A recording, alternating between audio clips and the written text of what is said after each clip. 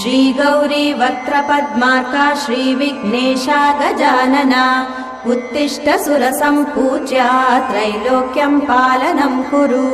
श्रीगौरी वक्त्रपद्मार्का श्रीविघ्नेशा गजानना उत्तिष्ठ सुरसम्पूज्या त्रैलोक्यं पालनं कुरु उत्तिष्ठोत्तिष्ठ हेरम्बा उत्तिष्ठ गणनायका उत्तिष्ठ करुणापूर्णा भक्तानां भाग्यदायका